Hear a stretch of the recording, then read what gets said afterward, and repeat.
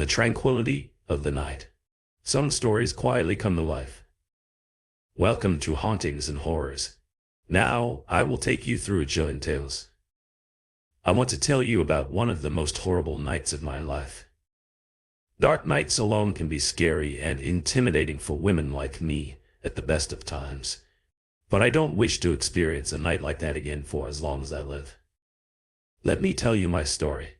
It was a night like any other. Really, it was Friday, and I'd finished work at around 600. Afterwards, I went for a quick drink and a chat with my two best friends, Olivia and Isabella. Before heading home, the Red Line pub was buzzing, as it always was on a Friday evening. We could hardly move in there or hear each other over the rowdy crowd. I only had the one drink, a refreshing white wine spritzer. I couldn't drink too much as I'd be driving the tedious hour and a bit journey home to my little country haven, tucked away in a quaint rural village in the heart of England's green and pleasant land. I didn't really mind the journey. It was only 3 days a week in the office. After all, it was far better to have peace and greenery surrounding me rather than living in a busy concrete jungle in town. After a great chat, I bid farewell to my best IES with a three-way hug and wished each other a good weekend before we headed off in different directions, then towards the train station and me to my silver dream machine. Parked in the office car park, I sat my bag down on the passenger seat, slipped off my jacket and threw it in the back seat. I found it too restrictive to drive and preferred to crank up the heat. I checked my phone while the car warmed up for a few minutes. Before I left, I sent a text to my darling fiancé, Liam. I called him Liam, the Rave. It was a bit of an ironic nickname, as he was miserable and serious most of the time, but I loved him dearly. I said I'm on my way home now. Can't wait to see you. What's for dinner? He soon replied, too tired to cook tonight. We'll order something in when you get here. Drive safe. I love you. He left 3 X's or kisses at the end. Like he always did, I turned the radio on to my favorite station, a hearty mix of music and DJ banter to help me along the way. As I set off on the drive, I love to sing along to any songs that I know and use the steering wheel as a drum-kit. Anyone looking in through the window would think I'm crazy, but to hell with. It's my space and I'll do what makes me happy. It's a bit awkward if I'm stuck at a red traffic light and I catch someone looking. I just smile my biggest grin back at them and carry on. So there I am trundling along through the heady traffic heading for the highway. Dealing with the usual amount of idiots who have not bothered to indicate has become like water off a duck's back to me. Now I just shout more on at them to make me feel better. I know they can't hear me over my music. Besides, I don't want to be the center of a road rage incident. After just over an hour, I reach my junction and turn off my eyes, adjusting from the bright glare of the motorway to the semi-darkness of the long and winding country roads that led me home. The moon shone brightly tonight through the passing clouds, which helped light the way. I tend to drive quite slowly on these roads, as foxes and deer can run out at a moment's notice. I'm an animal lover, so I don't know what I'd do if I ever did them any harm. Now I'm about 20 minutes or so from home and the roads have become narrower and darker. Wait, what was that? I thought I heard something screeching, so I turned the music off and carried on hoping to hear more clearly. I glanced in the rearview mirror and thought I saw something rather large dart across the road, a stag maybe, I thought, and shrugged it off. However, I couldn't stop thinking about it now. I felt quite spooked, but never mind. I'll be home soon. I told myself. I picked up the pace of it. As I kept glancing in the mirror, with my eyes increasingly drawn to the mirror, I felt a huge JT with my attention diverted. I'd hit one of the huge potholes that were all over these roads. They weren't well maintained. Oh no. Please don't give me a puncture. Not now. Not tonight. Not here. I prayed that I could get home safely. I groped in my bag for my phone to call Liam. I know I shouldn't have done, but it was very unlikely another car would be coming along in these remote parts. Liam answered quickly, asking if I was okay. I blurted out that I felt spooked for some reason, to which he laughed out loud and made silly ghost noises down the phone. He told me I was just being stupid. I then let him know that I'd hit a pothole. He replied with, "Just put the phone away and just get home. I'll put the kettle on and I'll make you a cup of tea." I threw the phone on the passenger seat towards my bag, but it missed and ended up in the footwell carrying on. I heard the noise again. Only this time it was louder, more low-pitched like a growl or a howl, long and drawn out. I tried to rationalize my thoughts and told myself to calm down. Perhaps it's deer mating or something. Is it rutting season? But then I saw something out of the corner of my eye, to the right of me, behind the trees. I didn't see it clearly, but it was large, no doubt about that. It seemed to be running alongside my car, parallel to the road. My heart was thumping out of my chest by this point, and tears were running down my face. I was absolutely terrified. I was trying desperately to see what it was and very nearly missed the sharp turn in the road I could see. It had gotten ahead of me because I could now see it from the front. It wasn't just big, it was huge. I was so close to home. Now, so close to safety. I put my foot down. "Please let me get home. Please," I screamed at myself. Then, right in front of me, it let the biggest leap across the road, and I couldn't believe what I was seeing. I was frozen in my seat in terror. Whatever this thing was, it stood around 9 feet tall at least, with a huge hairy, muscular build, pointy ears and a face shaped like a dog. It was there in front of me in the middle of the road. I swerved past it at God knows what speed. Its big yellow eyes flashed in my headlights as I passed it. It was sprinting to catch up to me. I could see it in the rearview mirror slowly catching up to me. Now, directly behind me, I sped up even more, but it was somehow managing to keep pace with me. I couldn't believe it. Desperate to get away, I accelerated to the brink of what the engine could handle and the beast began to disappear from view. Finally, after what seemed much longer than usual, I saw the familiar lights of my driveway. I screeched to a stop, skidding on the pebbles and nearly crashed into the house. Upon hearing the noise of me skidding onto the driveway, Liam dashed out of the front door. I hurtled out of the car, leaving the door open, and didn't even bother to grab my purse on my phone, which fell to the ground from my lap. "Get in, Inns. Get in." I shouted at Liam at the top of my voice as I bundled the pair of us through the door, slamming it shut behind us. "What on earth is going on?" he shouted. He picked me up from the floor, where I was laying in a quivering heat, my legs refusing to work, covered in tears and sweat. "What on earth happened?" he demanded. As he said this, he went to go outside to close the car door and to retrieve my bag and coat.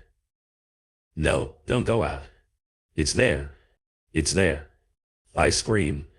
"What's there? What is it?" "Just stop it," he said. I didn't let him go outside.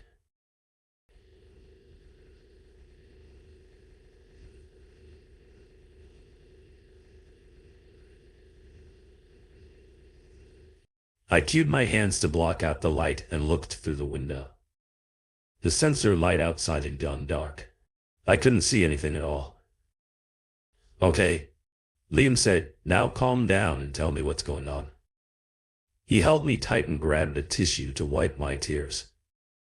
I broke free to run to the patio doors to make sure they were locked and then to the kitchen to do the Jane Z. I was too nervous to even sit down and tried to catch my breath to tell him what I'd encountered before I could tell him. He interrupted, grinning at me. "You were spooked by a deer and you've let your imagination get the better of you. I'll get you a cup of tea. You can have a nice shower and I'll get us some food. I'm starving." I pleaded. "No, listen to me. I know what I saw, and don't you dare open the door. He looked at me and sighed. Look, you've left the car door open. He continued, you're not being logical. I knew he was far too sensible to believe me, although he could clearly see what a mess I was in. But I needed to tell him straight. He came out in a burst of words. I've seen a werewolf, and it's out there. He laughed out loud and looked at me in a pitiful way. Oh dear, he said. Now I know you're being stupid. Half laughing. He went to put his arms around me, but before he could do so, there was an almighty crashing sound outside. I jumped up and we ran to the window. What the hell was that? He exclaimed. The sensor light had come on, but we could see nothing out there except that half of the fence had been flattened. Then there it was again, that awful bellowing, growling guttural screech. He looked at me as if he was trying to make sense of what he and I both clearly heard there. I told you, I said, I'm calling the police. Liam said as he grabbed his phone from his pocket. There's some idiots out there playing silly jokes. We went back to the window to look outside, but the lights had gone off. Thankfully, he managed to get through after what seemed like an age for someone to answer. He explained what had happened in an elevated tone. They said they were going to send a patrol car along to have a look around, but it may be some time as they were short-staffed due to sickness. I couldn't believe our luck. Not that their presence was going to help much. Anyway, Liam went into macho mode and headed for the door. I pleaded with him to stay inside, but he completely ignored me and opened the door. The sensor light went on in there, over by the trees just adjacent to the driveway. He saw it in all its glory. His face turned white as a sheet as all the blood drained from it. He slammed the door and turns to the now cringing, shaking mess. That was me. I don't know what the hell that thing is, but we need to get out of here. With that, the James E. awful guts-wrenching howling filled the air, and there was a crescendo of trees and bushes breaking. He looked out of the window and beckoned for me to get back. The light came back on. Jesus Christ, he shouted as the terrifying creature was revealed again. It was stalking around almost like it was playing with us. I peeked out as it stooped down to sniff around inside the open car door and then, in a swift motion, tipped the car on its side as if it were nothing. It turned towards the house, its huge yellow eyes burning for me. It had seen me. We both ran upstairs to the bathroom and locked ourselves in, holding on to each other in abject terror. Just then the phone in Liam's pocket rang. It was a police officer saying he was outside the house and asking what on earth had happened to the car on the driveway. We ran downstairs, almost too scared to open the front door. Looking out first through the window, we saw a police car and two officers with flashlight. We hurriedly opened the door to let them in. Did you see it? I blurted out. See what, madam? The officer replied, may we come in? I shut the door quickly. As they stepped inside, I started crying and Liam sat me down on the sofa. The policeman got his notebook and pencil out and asked us to explain what had happened. Do you know the people who did this to the car? He said. Liam looked at me and then towards the two policemen. Well, he said, it's not anyone human. That's for sure. I'm almost too embarrassed to say, but there's a massive creature outside. At least 8 or 9 feet tall. With that, the two officers asked if we would mind if they took a look around outside and headed towards the door. This thing, whatever it is, did that to the car. It's incredibly strong. Be careful, I said. The two officers looked at each other and almost laughed as they took out their flashlights and left through the door, which we closed behind them. They obviously thought we were crazy, but then, as they shone the flashlight into the garden at the side of the driveway, they must have caught a glimpse of something. In a burst of movement, they ran towards the trees. We can't just let them be attacked by that thing, I screamed. We heard the now familiar gutter all howling cut through the air. As Liam opened the door slightly to check what was happening, He could see beams of light moving fast among the trees. As the policeman gave chase, he quickly shut the door and we huddled together on the floor waiting for, hopefully, positive news. It seemed like forever before we heard a frantic knocking at the door. It was one of the officers, but out of breath and bedraggled. "Is James back here?" He panted, trying to catch his breath. "No," Liam replied. "Let me get you some water." The crazed officer gulped the water down. In a low voice he said, "That's not human. There must be a bear on the loose. I've never seen anything that big in these parts. I hope James got away." He called for backup over the radio, announcing that he thinks there's a wild animal on the loose with his colleague in pursuit. After a minute or two, the officer assured us that help was on the way and that we needed to stay inside. "Are you sure you want to go back out there?" Liam exclaimed. "I know it sounds ridiculous, but it looked like a werewolf. It really did." The police officer looked at us with disdain. "I know it was a very large animal, but werewolves don't exist. Sir, you and your partner need to stay calm and let us handle it. I'm sure we'll catch this creature soon. There's a zoo not too far from here, and I shouldn't be telling you this, but they've had a few animals disappear lately. Bears can stand on their hind legs. Yeah." With that, he gathered himself to go back out. Donning his flashlight and armed only with his taser and back on, he turned back towards us quickly. "When my colleagues arrive, tell them I've gone to look for James. Whatever happens, stay inside. This thing is dangerous." Liam and I stared at each other as if to doubt what we'd witnessed when, all of a sudden, we heard the terrified cries from the police officer. He was banging and shouting at the door, begging for us to open it. As we opened the door, he fell through it, falling at our feet. He looked absolutely terrified.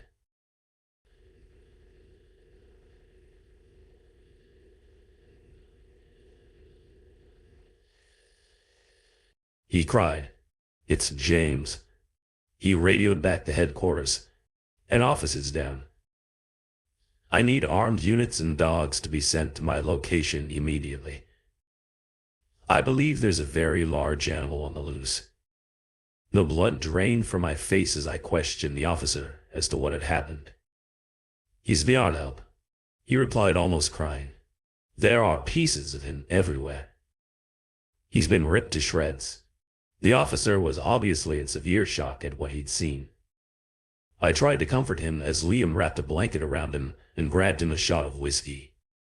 As the poor officer sipped from the glass with trembling hands, a fierce growling filled the air yet again. This was cut through by the increasing sound of a police helicopter overhead. Thank God. I thought we looked out and saw a searchlight beaming down from the helicopter and the sound of sirens.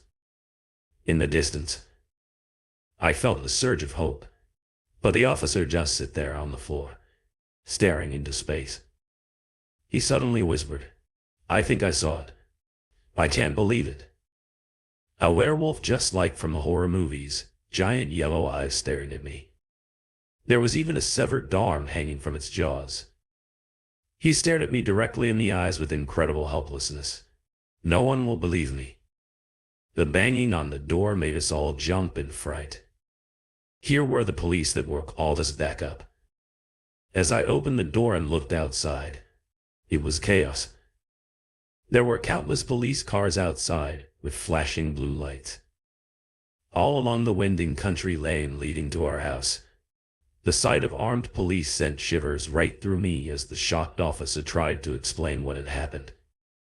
Paramedics had also arrived at the scene and I ushered them towards the bemused officer. "I think he's in shock." I said I could hear snippets of speech from outside as the numerous officers communicated via radio. "Remains of an officer was one snippet I heard. Highly dangerous was another. Forensics needed straight away." As I looked over at the darkness of the woods, I could see a massive flashlight scouring the area, and the sound of the police dogs barking startled me. "This must be a nightmare," I whispered as my tears fell onto the sleeve of Liam's sweater. The search through the woods went on until daybreak. The entire area had been cordoned off and all roads in the immediate area were closed. It was reported on the traffic news as an incident. No other details. I could see a forensic center been erected around what I assumed was the stricken policeman. I felt terrible for his family. He seemed so young. He can't have been any older than 30. I hoped he didn't have children. In the cold light of day I could see my overturned car in the driveway. It was a crumpled mess with my belongings from inside strewn all over the floor. I was told not to touch anything, as it was a crime scene, although I dearly wanted to find my purse and my phone. A parade of detectives arrived to take statements from us. I told them straight that it was a werewolf that was responsible, although I glanced down as they were taking notes and they wrote large animal. Instead, they clearly thought I was utterly insane, but my partner backed up my story. We both spent the morning making tea and refreshments for the all-too-many police and forensics teams who trundled in and out of the house. As I decompressed, I gathered some of my things and packed them into a suitcase. There was no way I was willing to stay here tonight, and I wasn't even sure that I could stay here ever again. As evening neared, most of the initial commotion had died down. Although the forensic tent remained in the woods and police helicopters still whirred overhead as they had all day, I kind of blotted out the sound of them. I could also see police marksmen dotted around outside. I'd heard that the other residents nearby had been evacuated and might not be allowed back tonight. There was clearly still concern that whatever this thing was still out there. I asked the remaining detective, a middle-aged man with a salt and pepper head of hair and rather dashing good looks, if he and his colleagues had found an explanation as to what had happened out there. He said he couldn't go into details, but they believed it to be a wild animal attack. They thought maybe a big cat had escaped from a zoo or sanctuary, possibly a bear going by our description, but we should know more soon. Liam and I looked at each other incredulously. There was no way that a big cat could have flipped my car like that. I asked if we'd be allowed to leave, as I wasn't comfortable staying there. Yes, of course, he replied. I don't think we need you here, but we'll need to know where you'll be staying in case we need to speak to you. It'll help our investigations. Though, if we could use your house as a base of operations for the short term. I was just glad to get out of there, so we left the keys with the detective with no hesitation. Thank you, he said. We'll return your keys in a few days. Once it's safe for you to return, the detective phoned for a police car to escort us to where we were going. My mother's house would be a good sanctuary for us to recoup and get our heads together. For a while she lived in a nearby town. It wasn't very big, but it was in a crowded area which suited me just fine. I didn't want to be alone anytime soon, and so we left the house that day. I looked back at the devastation as we left. I still couldn't quite believe it that fateful night was 2 months ago now. There haven't been any further reports of attacks or animal sightings. The police have been very quiet indeed. It was reported in the newspapers that the stricken officer had been the victim of an animal attack and that investigations were still underway, but they didn't suspect any further danger to the public. Anything to keep them happy, I suppose, and life went on. We put the house up for sale as we could. Damned if I ever wanted to stay there anymore. Also, I'm sure that one of the neighbors isn't normal. We're still living with my mother at the moment. It's not perfect, but at least it's safe. Something strange that I do notice, though. I keep all of the lights off and sit in silence now, whenever it's a full moon. Maybe it's my imagination, but on those nights I can still hear a faint howling in the distance, drowned out by the noise of the town. I work from home whenever it's a full moon now, just to be safe. The stories have been told, but their shadows will continue to haunt our minds. Thank you for listening. Don't forget to subscribe to Hauntings and Horrors. Turn on notifications, so you won't miss any thrilling horror stories. Good night, and sweet dreams.